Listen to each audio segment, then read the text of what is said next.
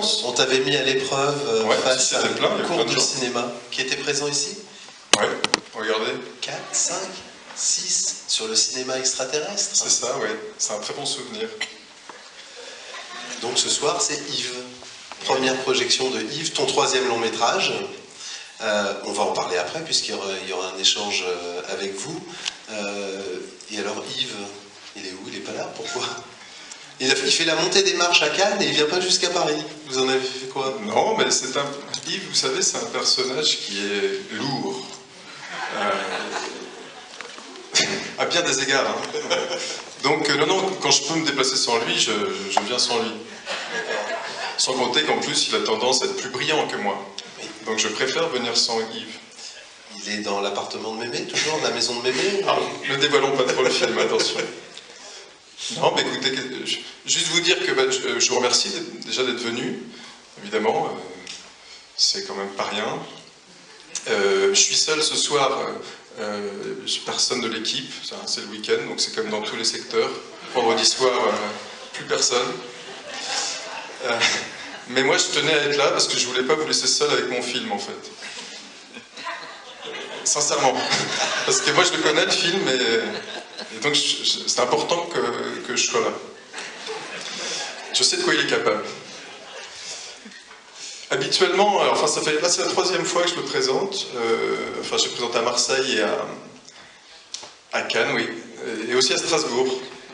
Et alors, quelquefois, je dis quelque chose au début, un truc un peu malin, qui est censé donner une clé, tout ça.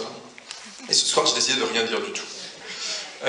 Juste quand même un truc, c'est que, parce que je me disais que, bon, ce film c'est une comédie, hein, là-dessus je suis très clair, mais si jamais des sentiments, des émotions apparaissent chez vous qui ne soient pas spécialement comiques, n'ayez pas peur, et accueillez-les. N'essayez pas de les contraindre ou de quitter la salle. C'est normal. Je reviendrai tout à l'heure pour les questions et réponses éventuelles, si vous en avez, peut-être qu'il n'y aura pas besoin. Et pour m'assurer que tout s'est bien passé. Je vous souhaite une bonne projection. Merci. Merci au Forum des images. Merci au Forum et à la Candelle. Tout ça est plutôt bon signe d'ailleurs, puisque voilà, il circule. La première question que je vais vous poser, après à vous librement de demander la parole, il y aura des micros à votre disposition. Qu'est-ce qui t'a animé dans cette idée d'inscrire l'intelligence artificielle justement dans une narration qui mêle à la fois la comédie, des éléments qui sont du vaudeville, un petit peu de fantastique, léger, et de ne pas être dans une tonalité justement un peu effrayante, ce qui est souvent vu à travers les nouvelles technologies et la domination qui peut s'établir sur l'homme. Oui, c'est vrai qu'il y a une longue filiation de films sur l'intelligence artificielle qui sont souvent des films effectivement pour mettre en garde plutôt contre les dangers de l'IA ou de la technologie. Moi, je voulais plutôt faire en fait une comédie parce que j'avais été sensibilisé. J'étais allé voir une conférence au Collège de France sur l'intelligence artificielle et un type racontait cette histoire sur une voiture intelligente. Et il disait voilà, dans quelques années, vous serez à bord de votre voiture, vous rentrez d'une soirée, et puis votre voiture détecte où vous vous endormez, elle prend le contrôle, elle se garde sur le côté et elle appelle un proche. Et cette histoire, je la trouvais vraiment hyper intéressante, et je me suis dit, en fait, il y a un potentiel comique important. En fait, notre avenir n'est pas seulement sombre, il a aussi un potentiel comique. Et du coup, je voulais essayer de raconter ça. Bien, tu nous amènes une lueur d'espoir, parce qu'on a tendance à voir que la noirceur, justement. Oui, c'est un travers très contemporain. J'entendais, il y a 2 jours de ça, je crois, sur une radio, l'ensemble de tes protagonistes, ceux qui t'ont invité, et on leur posait la question sur le titre, le prénom de ce frigo, Yves. Et certains avançaient l'idée que c'était venu de Mankiewicz, All About Eve. En fait, il y a plusieurs... Ça ne m'étonnerait pas de ta part. Ouais, non, à vrai dire, plusieurs théories circulent. Quelle est la plus valable alors?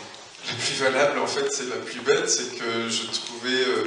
je voulais un prénom, je cherchais un prénom, j'ai trouvé Yves, ça m'est venu comme ça un jour, je sais pas trop pourquoi, je trouvais ce prénom charmant, un peu désuet, je trouvais qu'il allait bien à ce frigo. Mais la semaine dernière, j'étais à Strasbourg et quelqu'un parmi le public m'a donné une clé qui vaut ce qu'elle vaut, hein, mais je vous la livre. Il m'a dit en fait, vous vous êtes pas rendu compte, mais comme vous aimez les prénoms diminués, c'est vrai que j'aime les prénoms diminués comme Jérém ou So, il m'a dit vous n'êtes pas rendu compte que Yves était le diminutif d'hiver. Ah, j'ai fait, ah oui, effectivement, je m'en suis pas rendu compte. C'est peut-être une piste, c'est intéressant. C'est la première fois, c'est ton 3e long métrage, que tu travailles avec William, Catherine évidemment, et de toutes tes aventures, enfin pas toutes, mais en tout cas est un famille. Pas mes aventures sexuelles en tout cas. Non, je ne parlais que de cinéma. Et c'était assez naturel de le retrouver dans Yves, mais le choix de William en particulier sur... William, c'est un garçon que j'avais rencontré il y a quelques années. C'est intéressant parce qu'il était tout jeune, il faisait encore la série Soda. C'était un jeune type, et puis quand je l'ai retrouvé quelques années après, il avait fait plusieurs films, il était un peu différent, il avait mûri, et il n'était pas loin de mon Jérém, ouais. Il n'était pas loin, et en même temps il l'a aussi créé, hein. Il l'a emmené vers quelque chose. C'était sans doute le bon comédien pour le rôle. Le rap lui était familier ou pas tellement. Non. Alors ça c'est intéressant, parce que très tôt, c'est vrai qu'on m'a... Des proches m'ont dit attention, le rap ça rigole pas, il faut pas faire ça par-dessus la jambe. Ils avaient raison, parce que quelquefois la musique dans les films, c'est-à-dire la musique qui est interprétée dans les films, ça m'a souvent choqué. Dans les concerts qu'on voit au cinéma, quand on voit des concerts, souvent dans les films français, c'est pas toujours... C'est-à-dire que si on doit raconter l'histoire vraiment d'un tube, il faut vraiment l'envoyer, quoi. Il faut vraiment essayer. Et si on doit raconter l'histoire d'un rappeur, il faut qu'il ait l'air d'un rappeur, il faut quand même qu'il soit un peu crédible. Y compris, je dirais, dans la grossièreté, dans la vulgarité. Donc on a fait appel à des rappeurs, et William Lebguil a passé un mois à apprendre à faire du rap. Il a créé avec Mime et Tortoise, il a créé des chansons. C'était le meilleur des moyens pour qu'il devienne un rappeur crédible. Et par rapport à cette question de crédibilité, d'ailleurs, j'ai cru comprendre que parmi les co-scénaristes du film, l'un d'eux est rappeur, ou en tout cas vient de l'univers du rap aussi. Lequel, Alexandre Magirus? Oui. Oui, on peut dire ça comme ça. C'est ce qui est marqué dans le dossier de presse, en tout cas. Oui, on peut dire ça comme ça. Je vois qu'il y a des rires au 3e rang. Parce qu'Alexandre n'est pas tout à fait dans le rap game, hein, mais il est dans une sorte de rap un petit peu, on va dire, alternatif. Alternatif. Oui. Mais encore. C'est-à-dire qu'en fait, il a un personnage qui s'appelle Young Jeune, qui fait du rap, mais on ne peut pas dire que ce soit vraiment, un rappeur dans le rap game. Hein. Des choses qui sont très importantes dans le rap, c'est très hiérarchisé. Hein. On ne s'improvise pas rappeur, hein, on l'a vu dans le film. Il y a 2 ou 3 moments qui sont des moments qui vont rester cultes, je pense, en tout cas. J'espère. Hein. Et qui te permettent de t'inscrire soit dans le film judiciaire, avec ce procès, soit qu'est-ce qui a aussi provoqué l'inscription, l'intrusion même de l'Eurovision chez toi? C'est 2 séquences d'ailleurs qui s'enchaînent pratiquement. En fait, vous savez, ma culture ciné vient beaucoup de la télévision. J'étais un enfant qui regardait beaucoup la télévision. Je recommande à chacun de regarder la télévision, encore aujourd'hui. Parce que, en fait, j'y voyais des choses très différentes, et surtout je n'avais pas de jugement a priori, donc je voyais des choses très diverses, et donc elles m'ont influencé.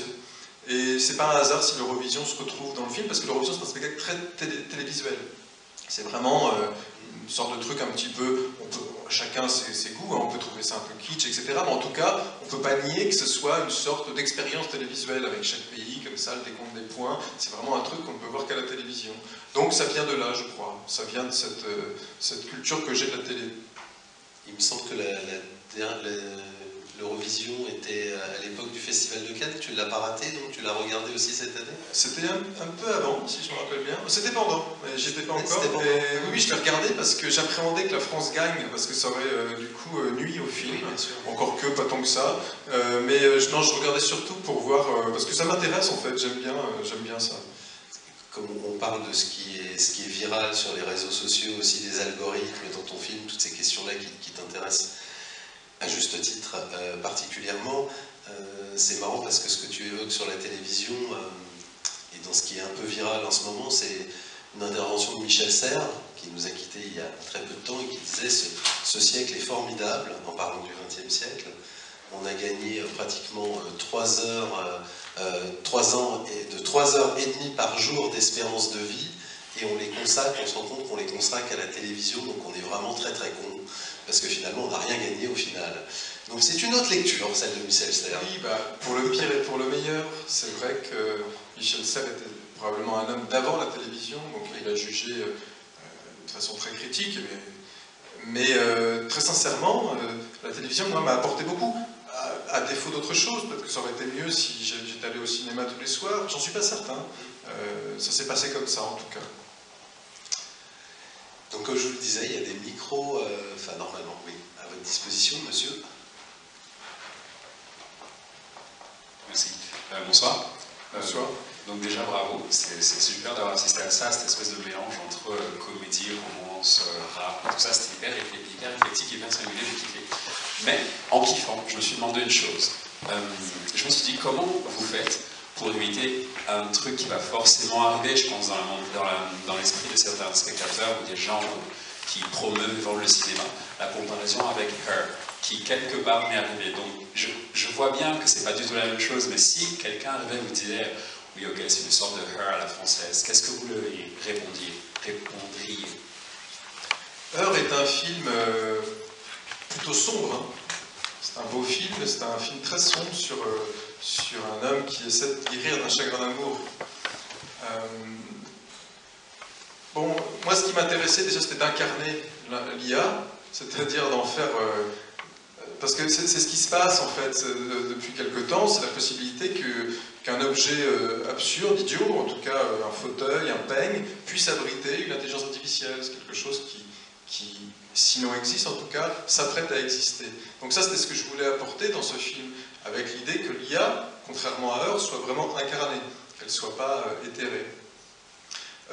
Ensuite, il y a quelque chose qui dans Yves est important, pour moi c'est l'idéologie de la progression, de l'optimisation de soi. C'est-à-dire que ce frigo intelligent a un programme. Son programme, c'est de rendre Jérém meilleur qu'il ne l'est.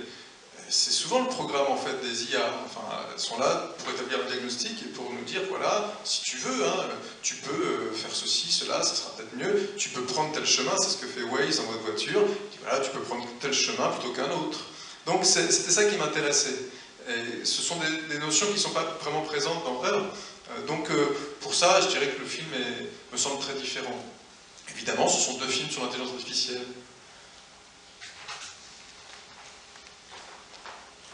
Je vais prendre la question. Et puis la voix de Scarlett Johansson a été refusée, comme vous avez pu voir.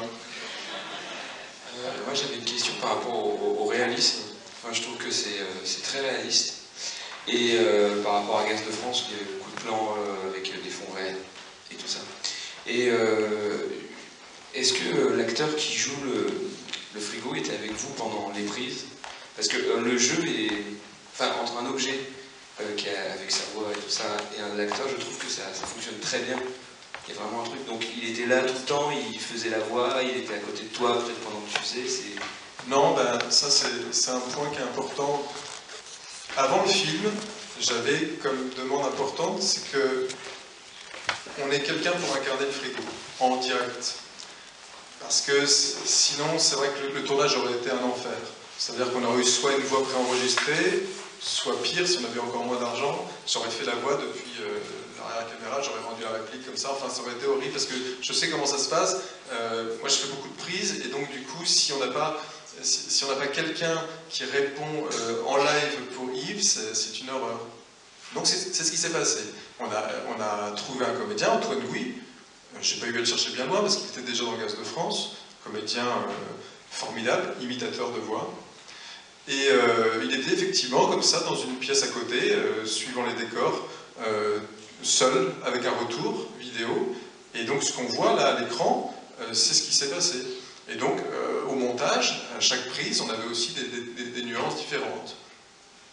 En plus, il se trouve qu'Antoine, l'acteur qui jouait Yves, est un acteur particulièrement tatillon, ce qui fait qu'en fait, souvent en fin de prise, quand je les ai coupés, l'acteur qui me demandait une prise supplémentaire, c'était Yves, à chaque fois. On avait le micro, comme le frigo qui me disait « ouais, c'est pas possible d'en faire une autre ».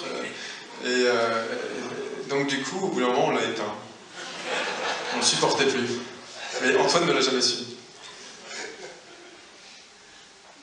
Il y avait une question tout en haut. Oui, bonjour. Tout d'abord, merci pour votre film. J'ai beaucoup aimé. Je suis cinéaste. Je suis colombienne et ça fait plus de 8 ans que j'habite en France. Donc, du coup, j'ai adoré votre film dans le sens où ça coupe complètement les clichés qu'on a les médias sur la France, surtout sur l'alimentaire.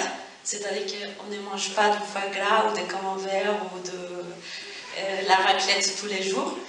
Et c'est pour ça que j'espère que votre film sera diffusé à l'étranger, en France, avec l'aide de Canal+.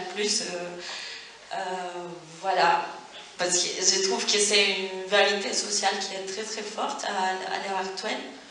Je pense que voilà, vous décrivez une réalité sociale qui, à l'étranger, ils sont encore dans les camemberts que tous les Français boivent du vin tous les jours. Ouais. Et c'est pour ça que je me posais la question, pourquoi créer un film sur l'intelligence artificielle à partir de l'alimentaire? Parce que je sais qu'en Allemagne, c'est très intéressant, il y a le proverbe du bist, was du isst, tu es ce que tu manges. Moi, je me posais la question, pourquoi? Donc ça, c'est ma première question. Ma deuxième question, c'était, si vous auriez eu les mêmes scénarios, vous auriez pu tourner dans un autre pays, par exemple l'Afrique ou l'Amérique latine. Et ma troisième question, c'est la suivante. Elles sont toutes notées, d'accord. Oui. Allez-y. Pensez-vous que la France va refuser l'intelligence artificielle plus que dans d'autres pays? Bon, c'est copieux, hein? Alors, j'essaie de répondre aux trois questions. La théorie sur la banane écrasée, le petit lu écrasé avec la banane. C'est une quatrième question? Non, c'est lié à l'alimentation. Ah, oui. De Yves. Alors la première question c'était pourquoi l'alimentaire, c'est bien ça? Oui. Alors bah, c'est très simple, enfin c'est très simple. Disons que à partir du moment où ce qui m'intéressait c'était d'incarner cette IA dans un objet du quotidien, c'est vrai que le frigo apparaissait comme un candidat intéressant. D'une part à cause de son côté un peu totem, comme ça dans la cuisine. Le frigo a de l'allure, enfin il a quasiment la taille d'un être humain, c'est quelque chose. Et puis surtout, il y avait ce côté effectivement un peu trivial, c'est-à-dire qu'on ne s'attend pas à être rival avec un objet qui est là pour assurer des tâches aussi laborieuses. Non mais aussi je veux dire, anciennes et archaïques que conserver la nourriture. Le frigo, il est là pour ça, c'est vraiment un truc, c'est quasiment le premier... la première machine, enfin le premier objet qui a servi à l'humanité. Donc le fait qu'il soit tout d'un coup une IA et qu'il vienne nous challenger sur des questions de rap ou de séduction, c'était pour moi une plus-value. Je veux dire, par rapport au sèche-cheveux ou au micro-ondes que j'aurais pu choisir. Je préférais le frigo, ça m'intéressait. Après, il y a peut-être un côté très français aussi, hein, qui est lié, vous l'avez souligné, à la nourriture, peut-être. C'est vrai qu'il y a un petit côté rabelaisien dans ce côté de, voilà, d'avoir l'éclair au chocolat, etc. Ensuite, mon question, c'était est-ce que j'aurais pu tourner dans un autre pays? Oui, en particulier en Afrique, en Amérique. C'est vrai que je ne me suis pas vraiment posé la question pour tout vous dire, parce que en fait, mon imaginaire pour l'instant ne m'amenait pas là, mais pourquoi pas? Écoutez, peut-être qu'il y aura des remakes du film dans des pays différents, et on verra comment ça se passera, mais ce sera intéressant, ce sera intéressant. Et votre troisième question, c'est de savoir si la France allait s'ouvrir aux IA, c'est ça? Pensez-vous que la France va refuser l'intelligence artificielle plus que dans d'autres pays. Alors C'est pour ça nous je ne suis pas un spécialiste tout à fait, mais il se trouve qu'en France, on est des tenants du principe de précaution. Donc on fait attention quand les nouveautés arrivent, on ne les prend pas tout de suite. Je sais que la ministre de la Défense a récemment mis un veto pour qu'on n'ait pas de robots dans l'armée. Donc c'est un signe déjà. Ensuite, il se trouve qu'on sera peut-être amené quand même à en avoir parce que la compétition mondiale fait que malheureusement, quelquefois, on est obligé, on est contraint. Mais il ne me semble pas qu'il y ait une histoire d'amour évidente entre la France et l'intelligence artificielle, a priori. Même si Yann LeCun, par exemple, le spécialiste de l'intelligence artificielle à Facebook, est français. Donc, mais voilà, à suivre, on verra. On verra comment ça se passera. Peut-être que ce film changera la donne, on ne sait pas. En tout cas, je dois aussi vous dire que ce film n'est pas réaliste. En France, on mange du foie gras tous les jours, vous savez. Tous les jours. Pourquoi est-ce que vous avez choisi, au lieu de l'Allemagne sur Eurovision, la Germanie? Est-ce que c'est une question bien sérieuse? Exactement. Oui? Oui. Mais Germanie, c'est en anglais. Mais pourquoi est-ce que c'est marqué sur le tableau Germanie au lieu d'Allemagne? Mais parce qu'en fait, à l'Eurovision, ça se passe comme ça, mon vieux. Et ce n'est pas moi qui fais les lois. Tu as raison, dans le fond. Et probablement, dans les premières éditions de l'Eurovision, ça devait être Allemagne. Et maintenant, c'est écrit en anglais. Il y a marqué The Netherlands, il y a marqué France, Germany, voilà. Qu'est-ce que tu veux que je te dise?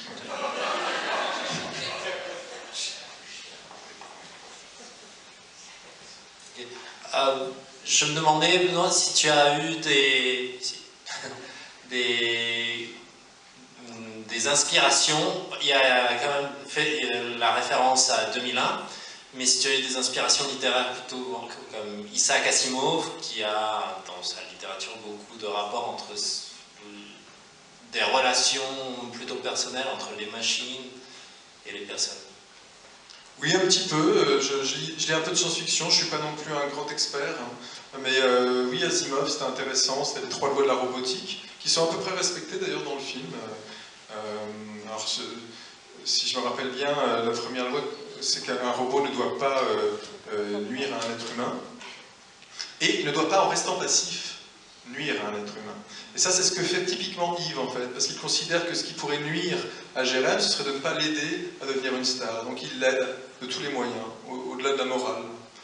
Et ensuite, pour ce qui est de la littérature, non, pas vraiment. En fait, bon, c'est vrai que mon influence principale, c'est Topor. Mais c'est pas vraiment Topor dans la littérature, c'est plutôt Topor dans la télévision, avec Téléchat, ce genre de choses. Oui, bonsoir. J'aurais peut-être une voix chevrotante parce que je suis un peu ému. Le film est génial, je le trouve génial et merci. Je me posais quand même une question. Il y a un moment donné où le film me fait froid dans le dos, dans le sens où l'on entend juste la voix et on voit le prolongement de tout le processus de la création d'un tel objet, frigo, objet de consommation et intelligence artificielle. On entend juste Mark Zuckerberg converser avec le patron. Je me dis qu'on voit donc ce prolongement-là. On n'est pas mécontent que ce soit peut-être même échoué par l'évolution du film. Je me demandais si, quelque part, c'est pas aussi une manière pour vous, en tant que cinéaste, d'utiliser les outils que vous avez, y compris ceux subliminaux, de nous indigner, de vous indigner, de nous appeler à l'indignation, à la révolte. J'entendais notre colombienne spectatrice et cinéaste faire cet appel aussi en se demandant si c'est la France qui allait mener le combat pour remettre l'humain en premier plan, tel que vous le mettez en dernière séquence, par le biais du sexe, de l'humour et de la nourriture. Vous parliez de Rabelaisien. Est-ce que j'ai bien compris le message? Faites l'amour, etc. Et moi consommer. Moi j'ai vu dernièrement le film de Jarmouche. Ça fait froid aussi dans le dos parce qu'il termine avec une phrase qui est « Quel monde de merde ?» L'ermite, le seul qui quelque part arrive à sortir et à quelque part à sauver sa peau. Donc qu'est-ce qu'on fait? Est-ce que c'est bien le message que vous voulez lancer, c'est-à-dire une indignation avec vos outils de cinéaste? Je ne peux pas tout à fait abonder dans votre sens, parce que, pour être tout à fait sincère, je n'ai pas de message qui soit aussi clair et aussi simple. Parce que je pense que déjà, ce n'est pas tout à fait mon rôle, et ce n'est pas non plus tout à fait ce que je crois. C'est-à-dire que je ne suis pas a priori technophobe. Je sais que les machines sont là, elles vont sans doute prendre de plus en plus de place, elles en prennent déjà beaucoup. Mais ce serait un peu vain de ma part et inutile de vous dire attention. C'est pas tellement ça qui m'intéresse, c'est de savoir, enfin de commencer à se poser la question de façon de créer un imaginaire qui puisse nous questionner en nous disant comment est-ce qu'on va faire avec ces machines et surtout comment est-ce qu'on va essayer de se réinventer ou de se poser la question de ce que c'est qu'être un être humain à partir du moment où on est sous l'expertise d'un système qui est surtout un système comptable en fait, hein, mais un système extrêmement puissant. Donc ça, pour moi, c'est la question qui m'intéresse. À la fin du film, j'ai pas eu envie de dire voilà, l'intelligence artificielle est mauvaise et faites attention. Je pense qu'il n'y a pas besoin de moi pour dire ça, et puis c'est pas le problème. La question plutôt, c'est de savoir comment est-ce qu'on peut imaginer ce que sera nos vies avec ces machines, et comment surtout on peut redéfinir ce qu'est un être humain, par rapport notamment à ces questions d'efficacité et de progrès. Est-ce que c'est être un être humain, on va dire, abouti, c'est être un être humain efficace? C'est ce genre de questions que les IA vont nous permettre de nous poser. Et ça, c'est le fond du film. Mais c'est en aucun cas j'ai un message plaqué du genre faites attention, je ne me permettrai pas d'une part, et puis surtout, encore une fois, pour moi ce n'est pas aussi simple. C'est-à-dire que les IA, c'est pas la bombe atomique, c'est pas quelque chose de négatif en soi, c'est quelque chose d'inquiétant, de dangereux éventuellement, mais c'est aussi quelque chose de formidable. Donc on va regarder, on va voir comment on peut se repositionner, se réinventer par rapport à ça. Encore une ou deux questions, si vous en avez. Je voulais savoir si vous aviez donné des consignes particulières à Bertrand Burgalat pour écrire la musique, et est-ce que j'ai rêvé où il y a un hommage à la musique de Twin Peaks, et si oui, pourquoi? Oui, alors des consignes, c'est-à-dire qu'avec Bertrand, bon déjà on a travaillé plusieurs fois ensemble, et puis j'ai la plus grande confiance dans son talent, donc non, ce qui se passe c'est que au moment où je fais appel à lui, enfin bon, il a lu le scénario, etc., mais je fais appel à lui à partir d'un premier montage, qui est quand même assez abouti, pour qu'il puisse travailler à l'image quasiment. Il y aura ensuite quelques retouches, mais disons qu'il va pouvoir travailler à l'image. Et je lui donne quelques références de choses que j'aimerais bien, enfin dans ce genre-là. Bon. Et puis ensuite, il fait mieux, il fait des trucs, voilà, il s'y reprend plusieurs fois, hein, c'est un dialogue, etc. Mais alors la référence à Twin Peaks m'étonne parce que elle ne fait pas partie des choses que je lui avais données. Mais vous pensez à quel moment du film? La scène quand ils sont dans la voiture intelligente, par exemple, il y a les premières notes du thème qui me rappellent vraiment les premières notes du thème principal de la musique de Twin Peaks dans la voiture. Bon, bah vous faites bien de me le signaler. Hein. J'en parlerai à Bertrand dès ce soir. Est-ce qu'il y a plagiat à votre avis ou pas? C'est quelques notes. Non mais maintenant que vous me le dites, oui, c'est vrai. Non, mais écoutez, non, je sais pas. Qu'est-ce que je lui avais donné pour ça? Non, je sais plus. Là, je lui avais rien donné. Je lui avais dit un thème romantique, et puis il s'en est emparé.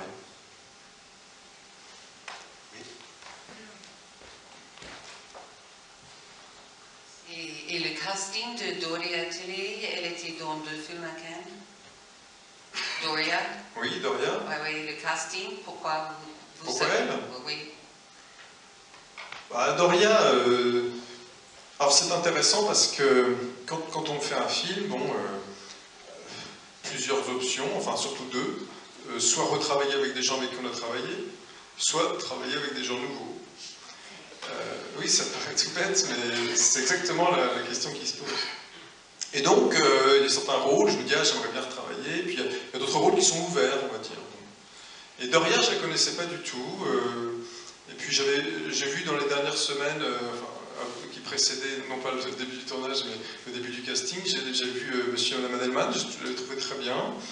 Et donc on s'est rencontrés. J'aimais bien le... Alors chez elle, ce qui est intéressant, c'est qu'elle était vraiment très très éloignée de moi, je veux dire, aussi dans l'univers, dans les affinités. Et puis c'était intéressant, parce que du coup, elle a apporté quelque chose d'assez nouveau. Et puis j'aime bien aussi l'aspect déséquilibré qu'elle avait avec le personnage masculin, de par sa taille. Donc c'est des choses qui m'ont intéressé chez elle, et puis aussi son talent de comédienne, tout simplement. Allez-y. Je trouve que dans votre film, il y a beaucoup de l'humour qui naît à partir du montage et du rythme et de la temporalité. Donc je voulais savoir si vous travaillez aussi au montage pour vous assurer de la bonne continuité de l'humour dans votre film, et aussi une question un peu subsidiaire, quelles sont vos références humoristiques en termes d'humour? Ouais, c'est marrant, tu évoques presque ce qu'on pourrait appeler une chaîne de l'humour. C'est-à-dire comment s'assurer que l'humour qui est là au tournage soit bien encore là quand on rentre chez soi. En fait, alors au montage, cette fois, j'ai pratiqué quelque chose d'assez nouveau. C'est-à-dire que c'était une monteuse nouvelle que j'ai rencontrée. Donc on travaillait pour la première fois ensemble. Le problème que j'ai au montage, moi, sans doute comme beaucoup de gens qui font des films, c'est de m'habituer au film. Alors, je voulais éviter ça à tout prix, c'est-à-dire être à côté de ma monteuse, puis on regarde ensemble le même film tous les jours, puis au bout d'un moment on ne voit plus rien, donc on fait appel à des gens qui viennent, puis qui nous donnent leur point de vue, puis leurs points de vue nous sont hyper précieux, parce que tout d'un coup ils nous disent des choses, mais on ne sait pas ce que ça vaut. Alors là, j'ai fait en sorte en fait, de voir le film le moins possible. Le moins possible, donc je restais chez moi, et ma monteuse m'envoyait des séquences, et je lui faisais des retours extrêmement détaillés. Je faisais des maquettes aussi de mon côté que je lui renvoyais, mais on ne s'est pratiquement pas vu, je veux dire physiquement. Et ça m'a bien plu, cette façon de travailler. Parce que du coup, je restais frais quand elle m'envoyait le film entier, que j'essayais encore une fois de voir le moins souvent possible. Parce que sinon, au bout d'un moment, très rapidement en fait, très rapidement, enfin, sans doute on n'est pas tous égaux sur ce point, mais très rapidement on s'use, comme en musique, on s'use, et donc j'essayais d'éviter ça. Pour les références humoristiques, eh ben, écoute, je sais pas, il y en a beaucoup. Je sais pas.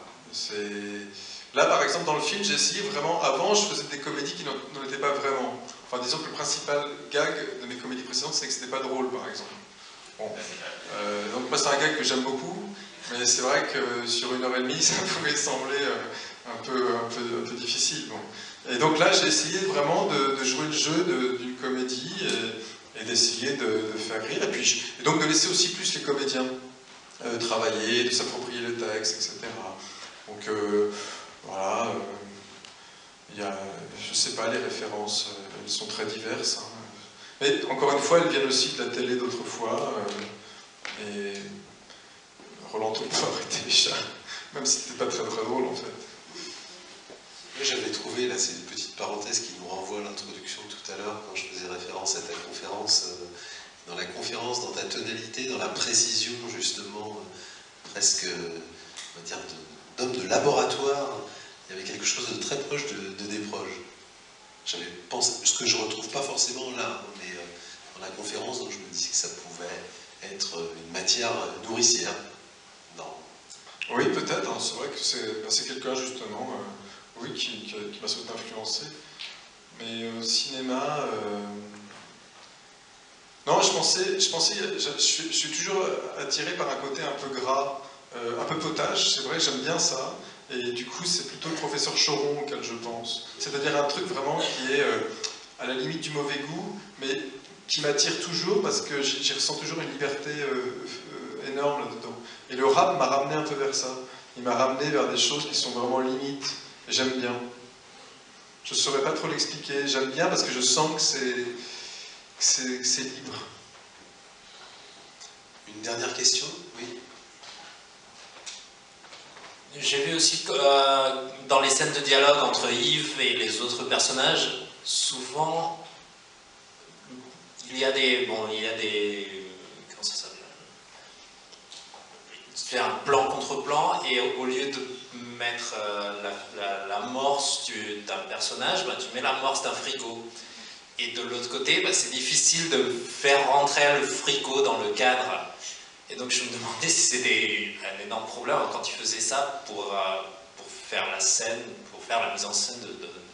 Ouais, bah, tu mets le doigt sur un truc qui est un vrai problème quand on fait un film de frigo. Non, mais c'est vrai. Si certains parmi vous songent à faire des films de frigo, c'est vrai que je me suis posé la question, mais je me suis posé tardivement, parce que quand j'écris le scénario, je pense pas trop à la mise en scène, j'essaie de pas trop y penser, j'y pense un peu pas trop. Au moment du découpage, je me dis, mais en fait, ce frigo, comment je vais le filmer? Les scènes de dialogue, ça c'est... Et c'est vrai que très souvent, en fait, j'ai pris le parti de le filmer comme un comédien parmi d'autres. Donc il y a des chants contre chants, frigo, et je trouvais que c'était bien, je trouvais que comme le frigo est suffisamment étonnant, je pouvais aller dans un régime assez classique, même, on va dire, cliché. Mais c'est vrai que le profil perdu d'un comédien sur un contre-champ, c'est pas le profil perdu d'un frigo. Donc, du coup, effectivement, souvent ça s'est passé différemment, et j'ai pas pris le frigo en amorce. C'est bien observé, hein.